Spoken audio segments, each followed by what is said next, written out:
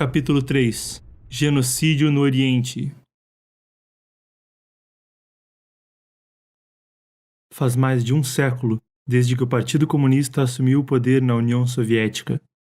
De acordo com dados compilados pelo Congresso dos Estados Unidos, regimes comunistas foram responsáveis pela morte de pelo menos 100 milhões de pessoas.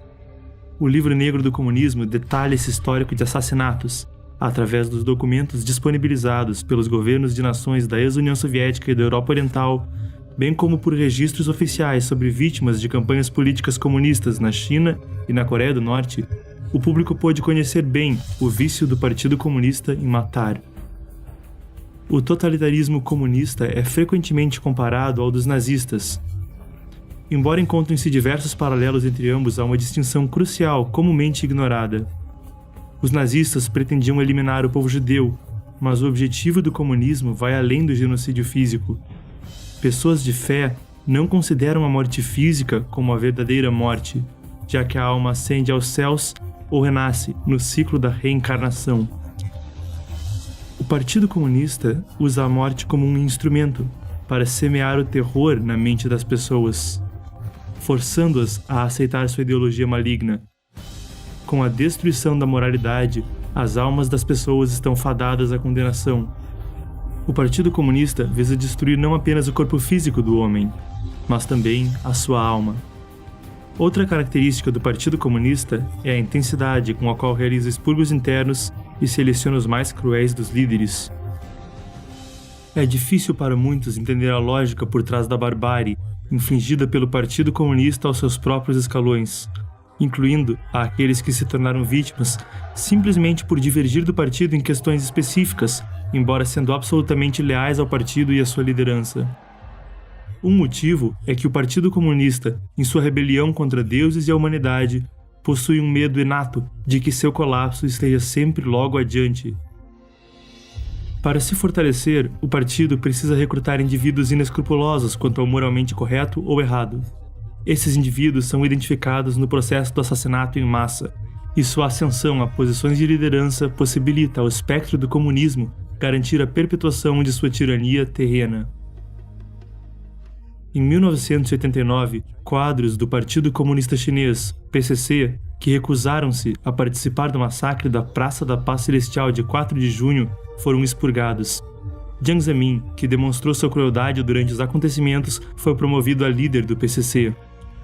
Depois que Jiang começou a perseguição ao Falun Gong em 1999, ele promoveu oficiais como Luo Gan e Zhou Yongkang a altos cargos, já que haviam demonstrado sua habilidade para cometer os crimes mais brutais da perseguição. Outra razão para matar é para recrutar novos participantes na sociedade, como foi feito durante a Revolução Cultural. Ao cometer assassinatos e outros crimes, as massas se posicionaram como cúmplices da selvageria do PCC, e os perpetradores mais brutais tornaram-se os seguidores mais ferrenhos do partido. Até hoje, muitos ex-guardas vermelhos que cometeram agressões e assassinatos durante a Revolução Cultural não expressam remorso algum por seus crimes, dizendo não se arrependerem do ocorrido em sua juventude.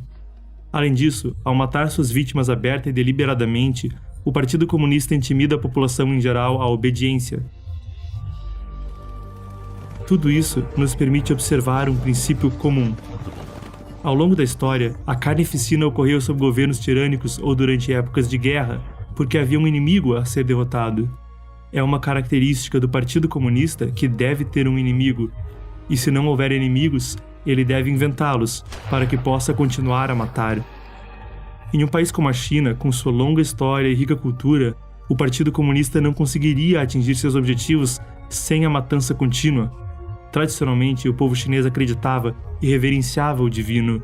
Imerso em uma herança cultural de 5.000 anos, o povo chinês, de outra forma, não toleraria a existência do bárbaro e blasfemo Partido Comunista. O único meio do PCC de manter seu governo, conforme aprendeu no experimento soviético, é o uso da carnificina em massa. 1. O alicerce violento da autoridade comunista. Sendo a personificação de um espectro maligno, o ponto de partida do comunismo não poderia ser outra coisa senão desonroso. Depois que Karl Marx proclamou que um espectro está assombrando a Europa, o espectro do comunismo, bandidos e vândalos estabeleceram a Comuna de Paris, devastando a capital francesa e a sua incomparável cultura e suas obras de arte. Na Rússia e na China, o Partido Comunista da União Soviética, PCUS, e o PCC tomaram o poder através de atos desprezíveis de conspiração e derramamento de sangue. Parte A. A ascensão dos comunistas soviéticos. Em fevereiro de 1917, a escassez de alimentos e as condições de trabalho decadentes levaram os trabalhadores industriais russos à greve. Enquanto a turbulência se espalhava pelo país, o czar Nicolau II abdicou do trono e o governo provisório russo foi estabelecido. Ao saber desses eventos, Vladimir Lenin imediatamente retornou à Rússia do exílio na Suíça. Na época, a Primeira Guerra Mundial estava em curso. Os países entre a Rússia e a Suíça eram todos hostis. No final de 2007, a revista alemã Der Spiegel revelou um segredo de 90 anos. O Kaiser Guilherme II, que considerava a Rússia uma grande ameaça, percebeu que Lenin poderia trazer desastres para a Rússia. Então ele permitiu que Lenin viajasse pela Alemanha até a Suécia e depois a Finlândia, até eventualmente voltar para a Rússia. Guilherme II também forneceu dinheiro e munições para Lenin. Ao final de 1917, Lenin havia recebido 26 milhões de marcos da Alemanha. Winston Churchill disse sobre o papel da Alemanha no retorno de Lenin. Eles usaram a arma mais letal contra a Rússia. Eles enviaram Lenin de volta em um caminhão hermeticamente fechado, como se enviassem um tipo de vírus ou peste para a Rússia. Lenin deu um golpe em 7 de novembro de 1917, ou 25 de outubro, pelo calendário juliano tradicional. Com a Revolução de Outubro, Lenin derrubou o governo provisório e estabeleceu o primeiro regime comunista do mundo.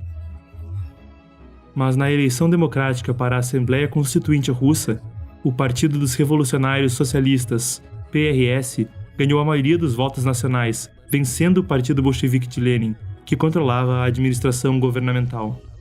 De um eleitorado de 44,4 milhões de pessoas, 40% votaram no PRS, com os bolcheviques perdendo por uma margem de 20%.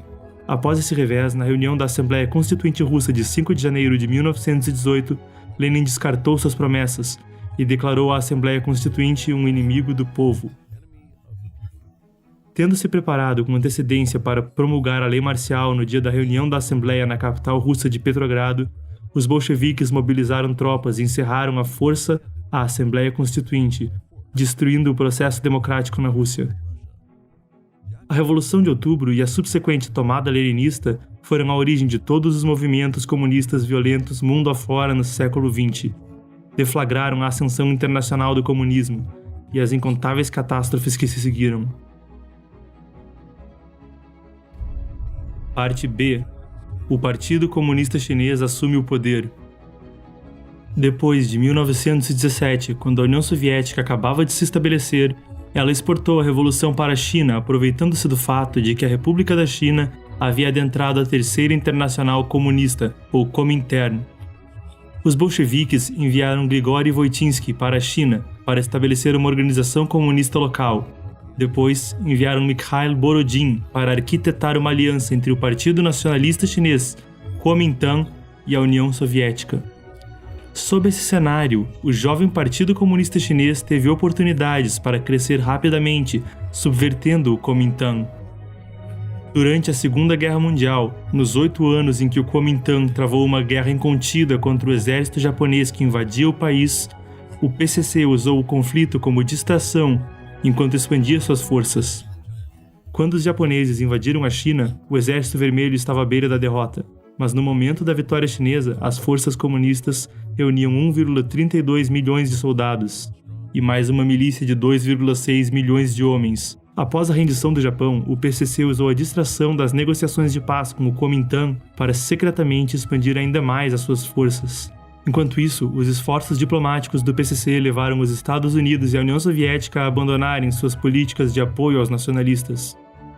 E em 1949, o PCC finalmente derrotou as forças do governo do Kuomintang, fundando o mais cruel regime comunista totalitário da Terra.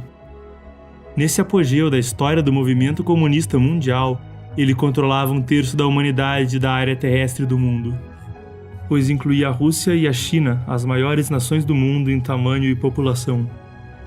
Governos comunistas estenderam-se por imensas vastidões da Europa e da Ásia, e muitos países na África, na América do Sul e no Sudeste Asiático tornaram-se veículos ou aliados do Partido Comunista da União Soviética ou do Partido Comunista Chinês.